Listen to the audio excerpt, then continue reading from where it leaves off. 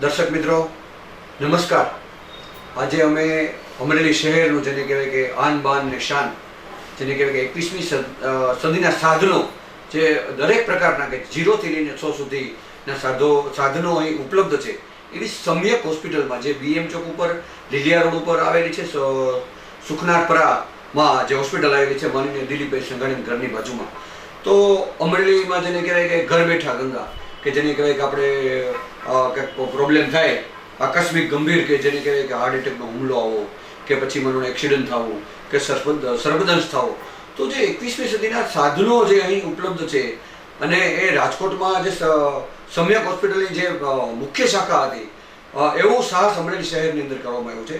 તો માનનીય ડૉક્ટર શ્રી ધર્મેશ ભટ્ટી સાહેબને મળીએ. પ્રથમ તો અમારા દર્શક મિત્રોને આપ ઓળખ આપશો, આપની ડિગ્રી, આપનો અભ્યાસ, આપનો અનુભવ, અને જેને કહેવાય કે આ અમરેલી શહેરની અંદર જે સુવિધા છે જ નહીં એ સુવિધા આપણે ઉપલબ્ધ કરી છે, તો એ અમારા દર્શક મિત્રોને જણાવશો. Thank you. મારું નામ ડૉક્ટર ધર્મેશ ભટ્ટી છે.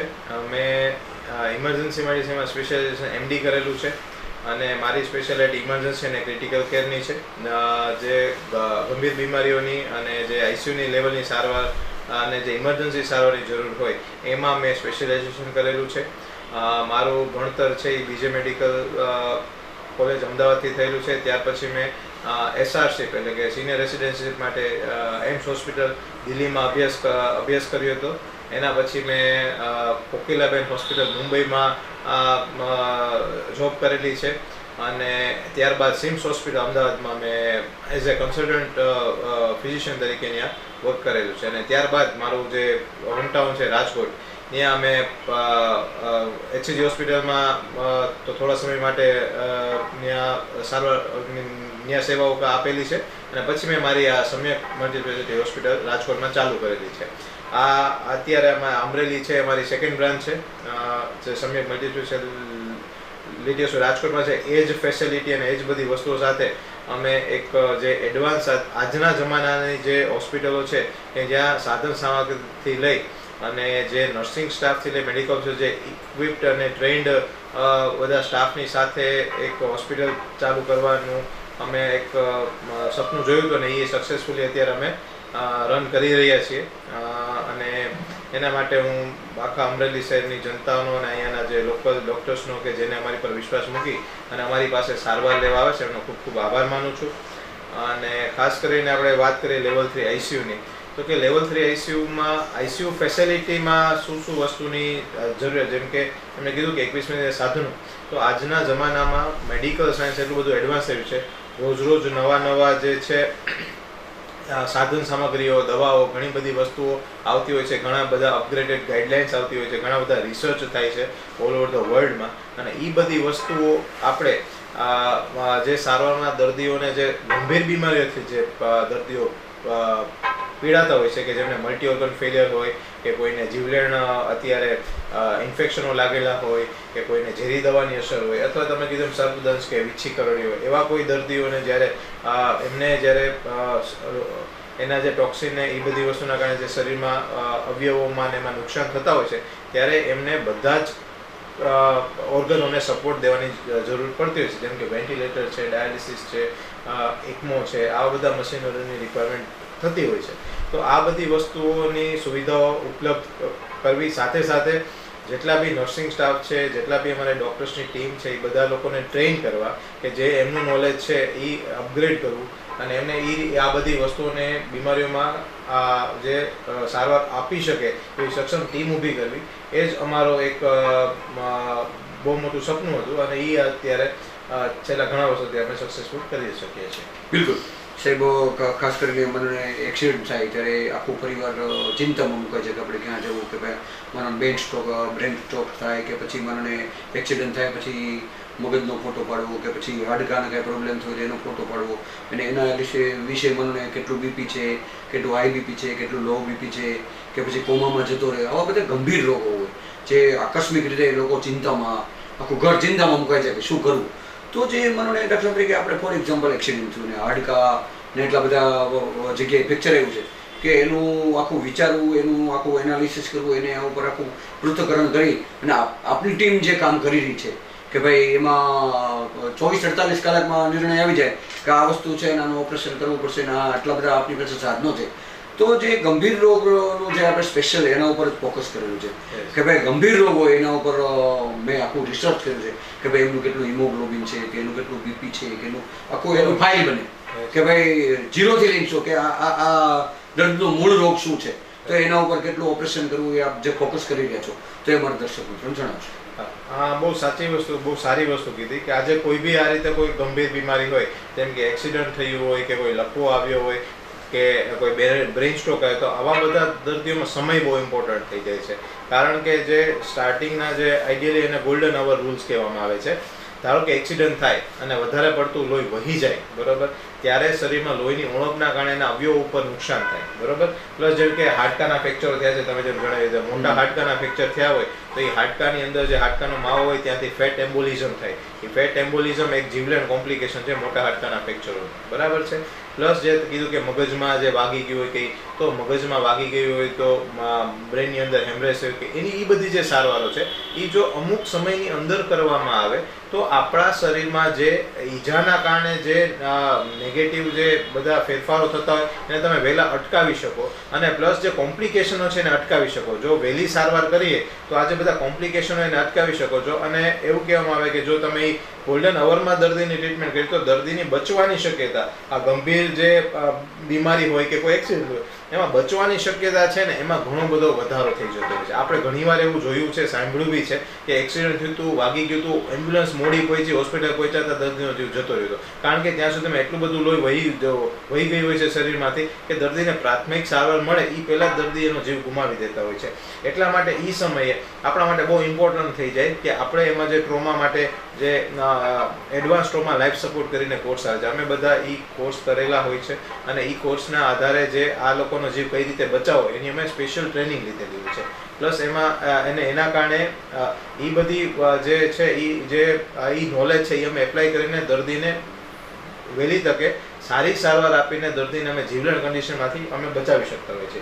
અને બીજી વસ્તુ જે તમે કીધી બ્રેઇન સ્ટ્રોકનું, તો બ્રેઇન સ્ટ્રોકમાં બી એવું કહેવાય કે મગજમાં જ્યારે સ્ટ્રોક આવે ત્યારે સમય એવરી સેકન્ડની સાથે આપણા હજારો જે ન્યુરોન્સ છે એને નુકસાન થતું હોય છે.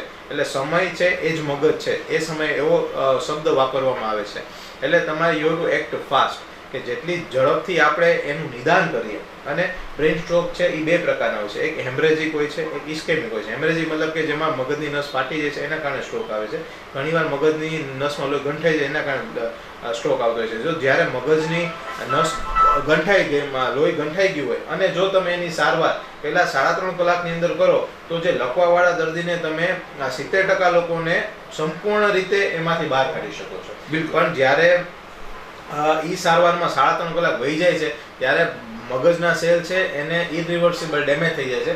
પછી એમને નાની મોટી ખોટખા પણ રહી જતી હોય છે અને ઘણીવાર લકવો એટલો મોટો થઈ જાય છે કે દર્દીનો છે જીવ જોખમમાં મુકાઈ જાય છે. એટલે આ બધી વસ્તુની જે સારવાર છે એ સમયની સાથે કરવામાં આવે ને એ બહુ ઇમ્પોર્ટન્ટ છે. પહેલાં આપણે એટલી સમજણ હતી કે આ વસ્તુ તેની સારવાર કરવી જરૂર છે, પણ હવે આપણે મેડિકલ સાયન્સના આગળ વધવાથી અને પ્લસ રિસર્ચના આગળ વધવાથી આપણને ખબર પડી છે કે સારવાર સચોટ સમયમાં કરવામાં આવે ને તો વધારે ઉપયોગી છે. જેમ કે હૃદયનો એટેક આવે અને જો તમે 3 કલાકની અંદર ટ્રીટમેન્ટ કરો તો દર્દીના હૃદયને નુકસાન થતું અટકાવી જાય છે અને હૃદયને બચાવી શકાય છે.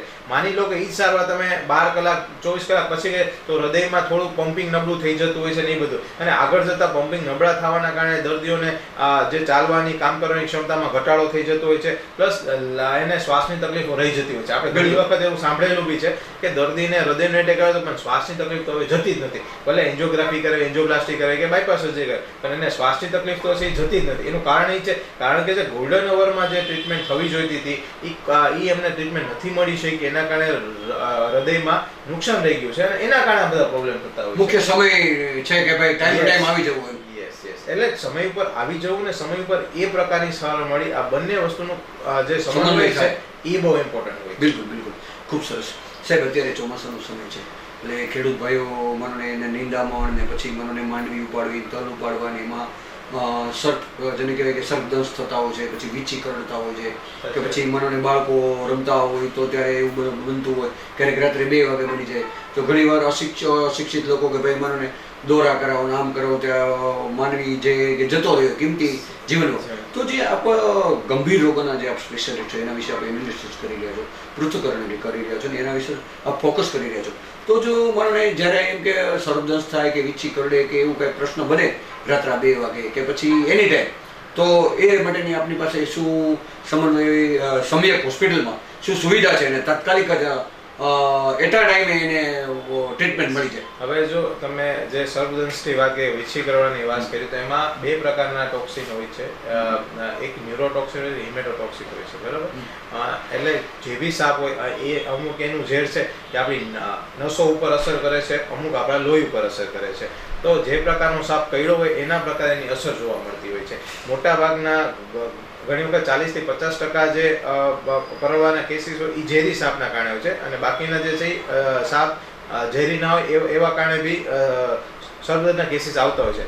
પણ આપણે એ આઈડેન્ટિફાઈ કરી નથી શકતા કે આ ઝેરી સાપની જે ઓલા સાપ છે. એટલે ઘણી વખત દોરા ધાગાવાળી વસ્તુ ઘણા લોકો એટલે દોરવાઈ જતા હોય છે કે ઘણીવાર ઝેરી સાપ કરડ્યો ના હોય અને દોરા ધાગા કરાવે સારું થાય, એટલે મગજના લોકોને એવું થાય કે દોરા ધાગા કરવાથી આપણને સારું થઈ ગયું. પણ એકચ્યુઅલીમાં એવું નથી. તો એ સાપ જ ઝેરી નહોતો એટલા માટે એને સારું થાય. બાકી ઝેરી સાપ કરડે તો એની અસર આવવાની છે ને આવવાની છે. તો સૌથી પહેલા જ્યારે ઝેરી સાપ કરડે ત્યારે સૌથી પહેલી વસ્તુ જે આપણે કરવી જોઈએ કે જે જૂની ટ્રેડિશન માન્યતા છે કે ભાઈ એને લોકો એમાં ચેકા મારતા હોય છે કે લોહી ચૂસીને કાઢવાની કોશિશ, એવું કશું કરાય નહીં. ખાલી જે હાથ છે ને ઇમોબિલાઇઝ કરી દેવાય, અથવા પગમાં હોય તો પગને ઇમોબિલાઇઝ, એટલે હાથ પગ હલાવવાનો નહીં. એને કોઈ લાકડાની પટ્ટી સાથે એની સાથે બાંધી દેવાનો હાથને, બરોબર? અને હાથનું કે પગનું જ્યાં બી સાપ કર્યો એને નીચે રાખવાનું. હૃદયનો જે લેવલ હોય એના કરતાં એને નીચે રાખવાની કોશિશ કરવાની, અને તાત્કાલિક ધોરણે એને જે નજીકની હોસ્પિટલ હોય કે જ્યાં આ પ્રકારના આઈસીયુ ફેસિલિટી એ જગ્યાએ ટ્રાન્સફર કરવું જોઈએ, અથવા આપણે સમ્યક હોસ્પિટલમાં લઈ આવ્યો છે. અહીંયા જ્યારે દર્દી આવે ત્યારે અમે એને રિપોર્ટ કરાવતો હોય કે એને સાપ કર્યો છે, ઝેરી સાપ કર્યો છે કે ઝેર વગરનો સાપ કર્યો છે. અમે એના એસેસમેન્ટ કરતા હોય, ક્લિનિકલી અમે એનું એક્ઝામિનેશન કરતા હોય, પ્લસ એના બ્લડ રિપોર્ટ કરાવતા. એના પર તમને ખ્યાલ આવે. જો ઝેરી સાપ કરડ્યો હોય તો એને તાત્કાલિક જે એન્ટી સ્નેક વેનમ આવે એના ઇન્જેક્શનો આપી દો, તો એની જે અસર છે એ 12 થી 24 કલાકની અંદર ઓછી થઈ જતી હોય છે, અને પછી દર્દીને 48 કલાકની અંદર આપણે ડેન્જરમાંથી બહાર કાઢી શકતા હોઈએ છીએ. એટલે જો ઝેરી સાપ કરડી જાય તો મારી બધા જ જે દર્શક મિત્રો એક જ વસ્તુ કહેવાની છે કે તમે એને હાથ પગને છે એને હલાવવાનું બંધ કરી દો. જે આપણે છે કે ઘણા લોકો હાથને બાંધી દેતા હોય છે, ટોર્નિકેટ બાંધી દેતા હોય છે, એ બી કરવાની જરૂર નથી. ખાલી ને ખાલી આપણે અહીંયા ટાઈટ રૂમાલ કે બાંધવાની જરૂર નથી. ખાલી જે વૂંડ છે એને છંછેડા વગર કે બીજું કંઈ કર્યો કે એને ખાલી હલાવવાનો બંધ કરી દો, અને એને હાર્ટ લેવલથી નીચે રાખવાનું કરો, અને પ્લસ એને જલ્દીથી જલ્દી હોસ્પિટલ શિફ્ટ કરો. યુઝ્યુઅલી જે ન્યુરોટોક્સિક સ્નેક બાઇટ હોય છે એમાં તમે ઘણી વખત 30 મિનિટથી 60 મિનિટની અંદર એની અસર આવતી હોય છે, અને એમાં ઘણીવાર શ્વાસ ઉપર અસર થઈ જાય તો એમાં દર્દીને જીવલેણ બી સાબિત થતા હોય છે. તો એ દર્દીને જલ્દીથી જલ્દી નજીકની હોસ્પિટલમાં શિફ્ટ કરો એ પ્રાયોરિટીમાં હોવું જોઈએ. બિલકુલ.